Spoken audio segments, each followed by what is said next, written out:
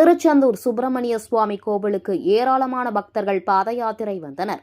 சிறுவர்கள் முதல் பெரியவர்கள் வரை முருகன், கருப்பசுவாமி வேடமணிந்தும் வேல் குத்தியும் காவடி எடுத்தும் வேண்டுதல்களை நிறைவேற்றி வருகின்றனர்.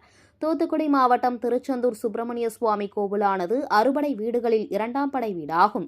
இந்த கோவிலுக்கு ஆண்டுதோறும் கார்த்திகை, மார்கழி, தை ஆகிய மாதங்களில் பக்தர்கள் பாத யாத்திரையாக வந்து வேல்குத்தியும் காவடி வேண்டுதல்களை நிறைவேற்றுவது வழக்கம்.